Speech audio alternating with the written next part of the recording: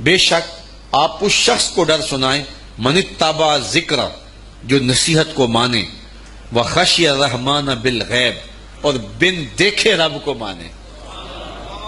یار جب کوئی دیکھ لے، سامنے آنکھوں کے آ جائے، تو پھر تو وہ فرعون نے بھی کہا تھا نا آمنت برب موسیٰ، میں موسیٰ کے رب پر ایمان لایا ہوں، تو دیکھ کے یہ تو بدبخت ایسے تھے، چاند ٹکڑے ہوتے دیکھا پھر بھی نہ مانا، اور مدینے والوں نے کچھ بھی نہ دیکھا، کہا ہم جانے وار دیں گے آپ کے نام پہ۔ تو کہا کہ محبوب وہ تیری راہیں تک رہے ہیں، وہ تیرا انتظار کر رہے ہیں، اور وہ بن دیکھے مان رہے ہیں۔ اللہ اکبر، الذین یؤمنون بالغیب، بن دیکھے انڈٹھے جو سودے کرتے ہیں۔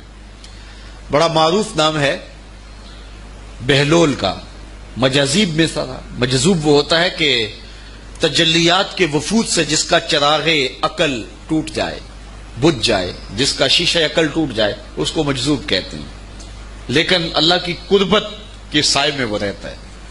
اقبال نے بھی کہا کہ نہ پوچھ ان خرقہ پوشوں کی، ارادت ہو تو دیکھ ان کو، ید بیضا لیے بیٹھے ہیں اپنی آستینوں میں، تمنا درد دل کی ہو تو کر خدمت فقیروں کی، نہیں ملتا یہ گوہر بادشاہوں کے خزینوں میں۔ رب اشعث اغبر مدفوع بالابواب لو اقسم علی اللہ لابر، بہت سارے لوگ کہ ان کے بال بکھرے ہوئے، حالت پراگندہ، تمہارے دروازے پہ ہیں، تم دھکا دے دو، بابا پرے چلا جا، لیکن فرمایا کبھی انہیں چھیڑنا بیٹھنا، اللہ کے نام پہ قسم ڈال دیں تو اللہ پوری کر دیتا ہے۔ ایسے لوگ بھی، یہ بخاری کی روایت ہے جو میں آپ کے سامنے پیش کیا ہے۔ رب اشعث اغبر مدفوع بالابواب لو اقسم علی اللہ، اگر اللہ پہ کوئی قسم ڈال دیں، لابر، اللہ پھر پوری کرتا ہے، ان کی لاج رکھتا ہے وہ، چونکہ بندے جو اس کے ہوتے ہیں۔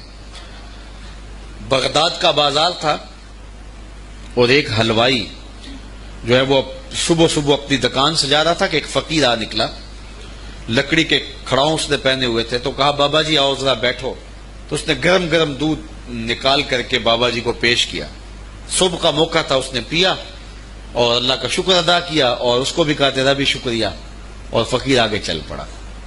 بازار کا منظر تھا، آگے ایک فاحشہ عورت اپنے دوست کے ساتھ، اپنے یار کے ساتھ سیڑھیوں پر بیٹھ کے موسم کا لطف لے رہی تھی۔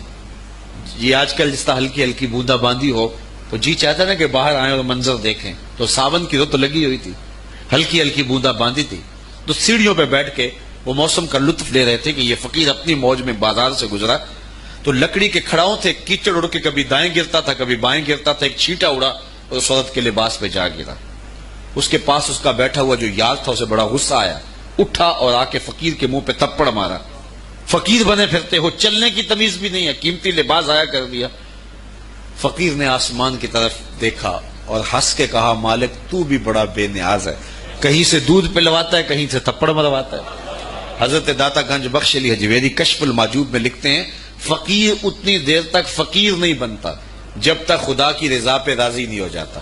بلیا لوکی تینو کافر کافر آکھن تو آہو آہو آکھ، جب تک یہ کیفیت نہیں ہو جاتی فقیر فقیر نہیں بنتا۔ کہا مالک تیری بھی عجیب شان ہے، کہیں سے دودھ پلواتا ہے کہیں سے تھپڑ مرواتا ہے۔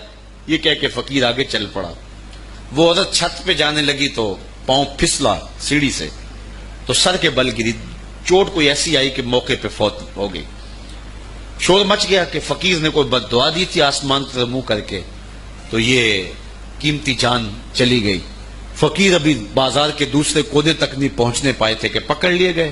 لوگوں نے کہا فقیر بنے پھرتے ہو، حوصلہ بھی نہیں رکھتے ہو، کیا ہوا میاں؟ کہا تم نے بد دعا دی اور عورت کی جان گئی۔ کہا واللہ میں نے تو کوئی بد دعا دی تھی۔ کہا نہیں، تیری بد دعا کا کیا دھرا ہے، لوگوں نے جو ہے وہ ضد کی کہ تو نے کوئی بد دعا دی تھی تب ایسا ہوا ہے۔ جب لوگوں نے ضد کی نا، اس نے کہا اگر سچی بات پوچھتے ہو نا تو میں نے بد دعا کوئی نہیں دی، یہ اصل میں یاروں یاروں کی لڑائی ہے۔ کہا وہ کیا؟ کہا جب میں گزر رہا تھا تو میرے پاؤں سے چینٹا اڑا، اس عورت کے لباس پہ پڑا تو اس کے یار کو غصہ آیا، اس نے مجھے مارا، پھر میرے یار کو بھی غصہ آ گیا۔ تو کہا رب اشعث اغبر مدفوع بالابواب لو اقسم علی اللہ لابر۔ اولاد کی تربیت ہمارے ذمہ لازم ہے، اور اس تربیت کا بہترین ذریعہ ہماری اپنی تربیت ہے۔ اولادیں ہماری گفتگو کو تھوڑا، ہمارے عمل کو زیادہ قبول کرتے ہیں۔ آج لوگ ہمارے پاس آتے ہیں جی ہمارا بچہ نماز نہیں پڑھتا، چلو ہم نہیں پڑھتے یہ تو پڑھے، تو میں کہتا ہوں یہ کیوں پڑھے؟ جب تم مصلی بچھاؤ گے تو یہ بھی بچھائے گا، تو ہم نے اپنے عمل سے اپنی اولاد کو جو ہے وہ سیدھا کرنا ہے اور ان کو درست راستے پہ لانا ہے۔ بالخصوص بچے جب چھوٹے ہوتے ہیں اس وقت وہ ماں باپ کی بات کو غور سے سنتے ہیں، انہیں ماں باپ سے بہت زیادہ محتاجی ہوتی ہے، ضرورت مند ہوتے ہیں اور ماں باپ کی عادات کو کاپی کرتے ہیں، اور عموماً ہم بچوں کو اس عمر میں توجہ نہیں دیتے۔ 4 سال سے لے کر کے 8-9 سال تک کی عمر کا بچہ انتہائی توجہ کا مستحق ہے کہ ماں بھی توجہ دے، باپ بھی توجہ دے۔ اس کے بعد پھر آہستہ آہستہ وہ مانوس ہونے لگتا ہے اپنے دوستوں سے، اور بالخصوص 12-13 سال کے بعد وہ مانوس ہو جاتا ہے اپنے دوستوں سے۔ پھر اس نے جو سیکھنا ہے وہ دوستوں سے سیکھتا ہے۔ اگر دوست اچھے ہوں گے وہ اچھائیاں سیکھ جائے گا، اگر دوست برے ہوں گے تو وہ برائیاں سیکھ جائے گا۔ اس وقت ہم پریشان ہوتے ہیں کہ ہماری اولاد ہمارے پاس بیٹھتی نہیں ہے۔ اصل اس کی اب بیٹھنے کی عمر نہیں رہی، چونکہ وہ تمہارے ہم عمر نہیں ہے کہ تمہارے ساتھ بیٹھیں، اور اب وہ بچے بھی نہیں رہے تو وہ اپنی ہم عمر نسل کو تلاش کریں گے۔ اس وقت ہم اگر اولاد کو کھینچیں گے تو وہ ہمارے پاس نہیں آئے گی۔ وقت جو تھا وہ ہم نے ضائع کر دیا۔ لیکن ہمیں پھر بھی اس دور میں اولاد سے غافل نہیں ہونا چاہیے۔ ہمیں ایک تو کوشش کرنی چاہیے کہ اچھے لوگوں کی دوستی ان بچوں کے ساتھ جو ہے وہ پیدا کرنے کی کوشش کریں۔ المرء علی دین خلیلہ فلینظر احدکم من یخالل، رسول اللہ صلی اللہ علیہ وسلم نے ارشاد فرمایا ہر شخص اپنے دوست کے دین پہ ہوتا ہے، تو جب وہ دوستی لگانے لگے تو دیکھے کہ وہ دوستی کس سے لگا رہا ہے۔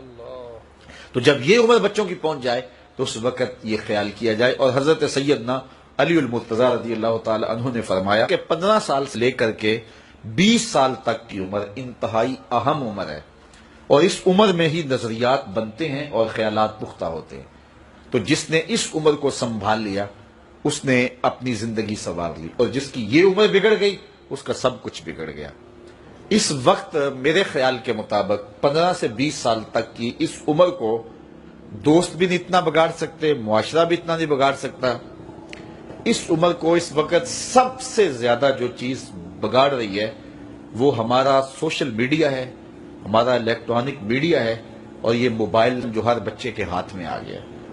تو کم از کم 15 سال سے لے کر 20 سال تک کی عمر کے بچوں کو آپ موبائل لے کر نہ دیں، اور انتہائی ضرورت پر ان کو استعمال کرنے کی اجازت دیں۔ باقی ان کو اس عمر کے اندر اگر آپ نے اجازت فراہم کر دی اور وہ آپ کے کہے میں نہ رہے تو یہ ایسی بربادی ہے، ایسی تباہی ہے کہ جس کا ازالہ بعد میں بہت مشکل ممکن ہوگا۔ اس لیے اس وقت سب سے زیادہ ہمیں جو چیز نقصان پہنچا رہی ہے، ہماری معاشرت کو جو چیز کھوکھلا کر رہی ہے وہ یہ چیز ہے۔ یہ میں کل کی ایک رپورٹ پڑھ رہا تھا انڈیا کی، کہ انڈیا کا جو معاشرہ ہے اس میں جو نوجوان ہیں وہ بالکل اس میڈیا کی وجہ سے برباد ہو گئے، اور پاکستان میں بھی اس کے اثرات جو ہیں وہ بہت سارے ہیں۔ لیکن یہاں اب بھی کوئی شرم و حیا موجود ہے، لیکن اگر ہم نے اپنی نسل کے آگے بند نہ باندھا تو یہ میڈیا مغرب کی جانب سے ہماری معاشرتوں کو تباہ کرنے کے لیے ایک ہتھیار کے طور پہ استعمال کیا جا رہا ہے، اور ہماری نسل بڑی تیزی کے ساتھ جو ہے اس کا شکار ہو رہی ہے، اور گھر لٹ رہے ہیں، شرم و حیا وہ جو ہے وہ اس کا جنازہ نکل رہا ہے۔ تو اس حوالے سے والدین کو خصوصی توجہ دینے کی ضرورت ہے۔ پھر ہاتھ ملیں گے تو پھر جو ہے وہ اس کا کوئی علاج نہیں ہوگا۔ لکھا ہے وہ ہمیں مل کے رہے گا۔ شیخ سعدی شیرازی فرماتے ہیں یہ کبھی نہیں ہوتا کہ مقدر کا لکھا نہ ملے، ہمارے اوپر صرف کوشش کرنا ہے۔ انہوں نے بڑی خوبصورت مثال دی کہ ایک بندہ جا رہا تھا جنگل میں تو اس نے دیکھا کہ ایک لومڑی ہے جس کے پاؤں بھی کٹے ہیں، ہاتھ بھی کٹے ہوئے۔ تو اس نے کہا مالک تو اس کو کیسے رزق دیتا ہوگا؟ تو وہ ایک درخت پہ چڑھ کے بیٹھ گیا۔ ایک شیر آیا، اس نے شکار کیا اور کچھ کھایا اور باقی بس خوردہ چھوڑ کے چلا گیا۔ یہ رینگتی ہوئی آگے بڑھی اور وہ جو بچا کھچا تھا اس نے وہ کھا لیا۔ تو اس کا بڑا یقین کامل ہو گیا۔ اس نے کہا کہ مالک تو کتنا کریم ہے، اس کو بھی رزق دیتا ہے۔ ایک غار میں جا کے بیٹھ گیا۔ جب وہ بے دست و پا لومڑی کو رزق دیتا ہے انہیں تو پھر انسان ہے۔ ایک پہر گزرا، 2 پہر گزرے تو ہاتف سے آواز آئی میرے بندے میں تجھے بھی دوں گا لیکن شیر بن لومڑی نہ بن، شیر بن لومڑی نہ بن، کہ خود بھی کھا اور اوروں کو بھی کھلا۔ تو قسمت کا ہے جو مل کے رہتا ہے، اب کوئی شیر بن کے لے لے یا لومڑی بن کے لے لے۔ حرام ذریعہ اختیار کر لے یا حلال ذریعہ اختیار کر لے، اب یہ ہمیں اس نے اختیار دیا ہے۔ فَلَنُحْيِيَنَّهُ حَيَاتًا طَيِّبَةً، اللہ فرماتا ہے کہ جو میرا ہو جائے پھر میں ستھری زندگی دے دیتا ہوں، میں پاکیزہ زندگی دے دیتا ہوں، میں نورانی زندگی عطا کر دیتا ہوں۔ تو یقیناً جو اس کے ہو جائیں پھر اللہ اس کا ہو جاتا ہے۔ فَلَنُحْيِيَنَّهُ حَيَاتًا طَيِّبَةً کا روپ چڑھتا ہے ان کے چہرے کے اوپر، زندہ ہوتے ہیں تو خوبصورت زندگی گزارتے ہیں، اور جب اس دنیا سے جاتے ہیں تو پھر بھی خوبصورت زندگی گزارتے ہیں۔ اللہ تعالی ہمیں ایسا کر دے کہ مرنے کے بعد بھی ہمارے چہرے پہ رسول اللہ کے انوار کا عکس نمایاں ہو، اور دنیا کی زندگی میں رہیں تو ہم طمانیت کی زندگی، سکھ اور چین کی زندگی گزاریں۔ صبح سے لے کر شام تک ٹینشن، مصیبت، پریشانیاں، کیا ضرورت ہے اتنا کچھ لینے کے لیے؟ درود پڑھتے جاؤ، زندگی گزارتے جاؤ، زندگی سوکھی گزارو، زندگی اوکھی نہ گزارو، جو اللہ نے دے دیا اس پہ راضی ہو جاؤ، بس ٹھیک ہے۔ اگر کوئی لوگ تمہیں گالیاں دیتے ہیں، برا کہتے ہیں، کوئی بات نہیں، بلیا لوکی تینوں کافر کافر آکھن، تو آہو آہو آکھ۔ کوئی تکلیفیں دیتا ہے پھر بھی پریشان نہ ہو، رزق تھوڑا ہے تب بھی پریشان نہ ہو، زیادہ ہے پھر بھی ٹینشن نہ لو، اللہ کا شکر ہے، اللہ نے جس حال میں رکھا ہے۔ اور سنو، میں کہتا ہوں کہ یہ ٹینشن فری حدیث ہے۔ حضرت علی المرتضیٰ فرماتے ہیں جو اللہ کے دیے گئے تھوڑے رزق پہ راضی ہو گیا، اللہ قیامت کے دن اس کے تھوڑے عملوں پہ راضی ہو جائے۔ جو اللہ کے دیے تھوڑے رزق پہ راضی ہو گیا، اللہ قیامت کے دن اس کے تھوڑے عملوں پہ راضی ہو گیا۔ تو خوش نصیب ہیں وہ لوگ جو اپنی زندگی کو اللہ کی رضا میں گزارتے ہیں اور اپنی آخرت کو بھی اس کی رضا کے سائے میں لے جاتے ہیں۔ اللہ تعالیٰ مجھے آپ کو اپنی رحمتوں کے سائے میں رکھے، دنیا آخرت کی بہاریں نصیب فرمائے۔ آقا کریم علیہ السلام کی مجلس نور سجی ہے۔ حضرت انس بن مالک رضی اللہ تعالی عنہ روایت کرتے ہیں، ایک شخص آیا اور حضور کی خدمت میں عرض گزار ہوتا ہے، متی الساعہ یا رسول اللہ، اے پیارے رسول صلی اللہ علیہ وسلم، قیامت کب آئے گی؟ اگر ایک طالب علم پوچھ رہا ہو کہ استاد جی امتحان کب ہوں گے، تو اس کا مطلب صاف صاف یہ ہے کہ اس نے بھرپور تیاری کر رکھی ہے اور بے چینی سے اسے امتحانات کا انتظار ہے۔ تو اس نے کہا متی الساعہ، قیامت کب آئے گی؟ تو حضور نے اس کو جو جواب دیا، فرمایا ما عادت لہا، قیامت کا پوچھ رہے ہو، اس کے لیے تیاری کیا کر رکھی ہے؟ تو شخص کا جواب سنیے، اس نے عرض کی ما عادت لہا من کثیر صلاۃ ولا صوم ولا صدقہ ولکن احب اللہ ورسولہ، میں قیامت کی تیاری کے لیے نمازوں، روزوں اور صدقات کی کثرت نہیں رکھتا۔ بعض ہمارے خطبہ جوش خطابت میں کہہ دیتے ہیں کہ اس نے کہا کہ یا رسول اللہ، نہ میں نمازیں پڑھی ہیں نہ میں روزے رکھے ہیں۔ یہ کیسے ہو سکتا ہے کہ ایک صحابی رسول ہو اور وہ نماز نہ پڑھتا ہو اور وہ روزے نہ رکھتا ہو؟ اس نے روزوں اور نمازوں کی کثرت کی نفی کی ہے۔ لفظ جو حدیث کے ہیں وہ یہ ہیں، اس نے کہا ما عادت لہا من کثیر صلاۃ ولا صوم ولا صدقہ، میرے پاس نمازوں اور روزوں اور صدقے کی کثرت نہیں ہے۔ اس بات پہ مجھے کوئی تیاری کی صورت میں ناز نہیں ہے کہ میرے پاس بہت ساری نمازوں کا ذخیرہ ہے، صدقات میں نے بہت سارے کیے ہیں، لیکن جو میری تیاری ہے وہ یہ ہے ولیکن احب اللہ ورسولہ، میں اللہ اور اس کے رسول سے پیار کرتا ہوں، میری بس یہی تیاری ہے۔ تو اس جواب پر حضور علیہ السلام نے جو ارشاد فرمایا وہ سننے کے قابل ہے۔ آقا کریم علیہ السلام نے ارشاد فرمایا انت مع من احببت، تو جس کے ساتھ محبت کرتا ہے اسی کے ساتھ ہوگا۔ اب حضرت انس بن مالک رضی اللہ تعالی عنہ اپنی رائے دیتے ہیں، فرماتے ہیں فما فرحنا بے قول النبی صلی اللہ علیہ وسلم انت مع من احببت، کہتے ہیں ایمان لانے کے بعد زندگی میں کبھی اتنی خوشی نہیں ہوئی تھی جتنی خوشی اس قول کو سن کے ہوئی کہ حضور علیہ السلام نے فرمایا کہ تم اس کے ساتھ ہوگے جس سے محبت کرتے ہو۔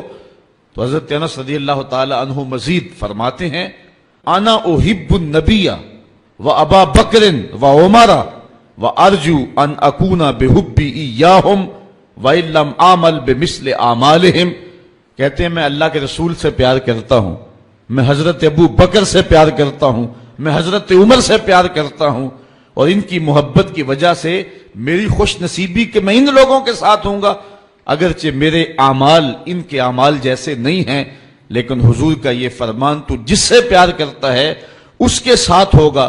فرماتے ہیں کہ پھر ہماری خوشی کی انتہا نہ رہی، اور ایمان لانے کے بعد صحابہ سب سے زیادہ اگر کسی قول پہ خوش ہوئے ہیں، کسی بات پہ بہت زیادہ انہیں فرحت ہوئی ہے، تو وہ اس بات پہ فرحت ہوئی ہے کہ حضور نے ارشاد فرمایا انتا ما من احببتا، تو اس کے ساتھ ہوگا جس کے ساتھ تو محبت کرتا ہے۔